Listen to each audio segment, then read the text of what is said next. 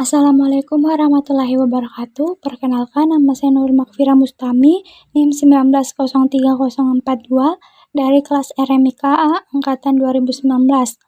Pada kesempatan kali ini, saya akan menjelaskan tentang IRD atau Entity Relationship Diagram pada Puskesmas. Baik, langsung saja. Di sini sudah ada IRD pada Puskesmas yang sudah saya buat. Di sini untuk entitasnya ada 6, yaitu ada entitas pasien, entitas dokter, entitas petugas, entitas diagnosa, entitas tindakan, dan entitas ruangan yang saya beri warna pink. Kemudian pada entitas pasien, di sini terdapat atribut-atribut lainnya. ID pasien saya beri warna kuning sebagai primary key. Kemudian ada nomor rekam medis, nama pasien, jenis kelamin, tempat tanggal lahir, alamat, umur, kewarganegaraan, agama, pendidikan, pekerjaan, nomor telepon, dan jenis pembayaran. Kemudian pada entitas dokter terdapat ID dokter sebagai primary key, kemudian ada kode dokter, nama dokter, dan spesialis. Kemudian pada entitas petugas terdapat ID petugas sebagai primary key, kemudian ada kode petugas, ada nama petugas, dan bagian. Kemudian pada entitas diagnosa terdapat ID diagnosa sebagai primary key-nya, kemudian ada kode diagnosa dan nama diagnosa. Kemudian pada tindakan, di sini ada ID tindakan sebagai primary key, kemudian ada kode tindakan dan nama tindakan. Entitas ruangan, di sini ada ID ruangan, kode ruangan, dan nama ruangan. Tiap-tiap entitas utama terhubung dengan relasi yang ada. Di sini ada relasi TP2RJ, relasi rawat darurat, relasi rawat jalan, relasi UKM, relasi pemeriksaan penunjang, relasi tempat pendaftaran pasien rawat inap atau TP2RI, relasi rawat inap, relasi apotik, dan relasi administrasi. Pada relasi TP2RJ di sini terhubung dengan entitas pasien, entitas petugas, entitas ruangan, dan juga terhubung dengan relasi rawat darurat, relasi rawat jalan, relasi UKM. Di sini TP2RJ menghasilkan atribut-atribut lainnya, yaitu ID TP2RJ sebagai primary key, kemudian ada nomor rekam medis, kemudian ada nama petugas, tanggal kunjung, nama ruangan, dan nomor antrian. Kemudian pada relasi rawat darurat, di sini terhubung dengan entitas dokter, entitas petugas, entitas diagnosa, entitas tindakan, kemudian terhubung juga dengan relasi, yaitu relasi pemeriksaan penunjang dan relasi tempat pendaftaran pasien rawat inap atau TP2RI. Di sini juga terhubung dengan relasi apotik. Pada relasi rawat darurat di sini terdapat atribut-atribut lainnya, yaitu ID rawat darurat sebagai primary key, kemudian ada nomor rekam medis, tanggal datang, cara datang, keadaan datang, rujukan, keterangan, nama dokter, diagnosa, tindakan, dan nama petugas.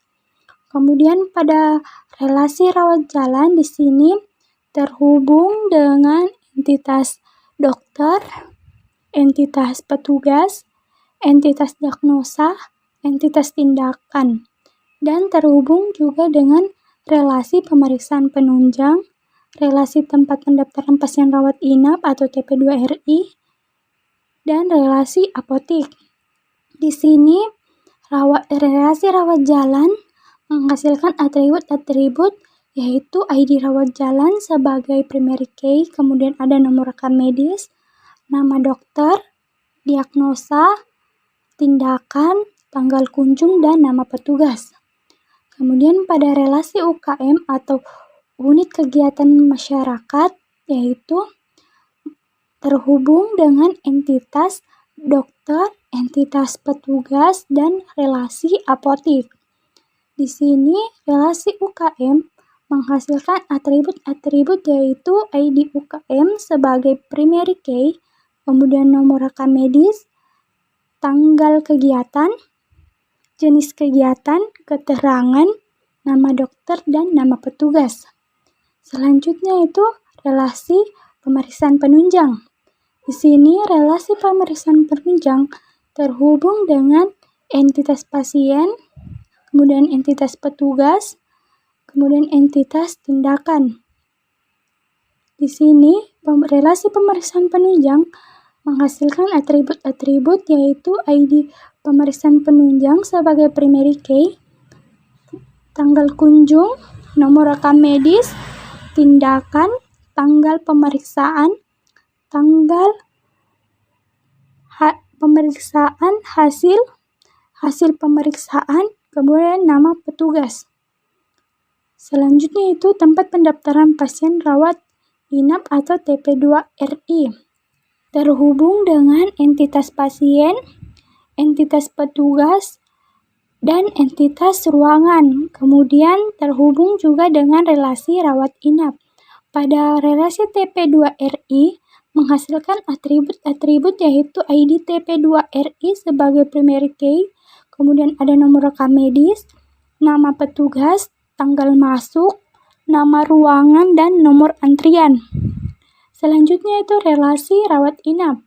Pada relasi rawat inap terhubung dengan entitas dokter, entitas petugas, entitas diagnosa, dan entitas tindakan, dan juga terhubung dengan relasi pemeriksaan penunjang dan relasi apotik. Pada relasi rawat inap di sini terdapat atribut-atribut lainnya yaitu ID rawat inap sebagai primary key, kemudian ada nomor rekam medis, nama dokter, nama diagnosa, nama tindakan, tanggal masuk, tanggal keluar, cara pulang, dan nama petugas. Selanjutnya itu relasi apotik. Pada relasi apotik terhubung dengan entitas pasien, entitas petugas, dan relasi administrasi. Pada relasi apotik, di sini terdapat atribut-atributnya yaitu ID apotik sebagai primary key, kemudian ada nama obat, jumlah dosis, nomor rekam medis, tanggal, keterangan, dan nama petugas. Selanjutnya itu relasi administrasi. Di sini relasi administrasi terhubung dengan entitas petugas. Pada relasi administrasi di sini ada atribut-atributnya yaitu ID administrasi sebagai primary key, kemudian ada nomor rekam medis, tarif, dan nama petugas. Baiklah, itulah hasil dari penjelasan saya tentang IRD atau Entity Relationship Diagram pada Puskesmas.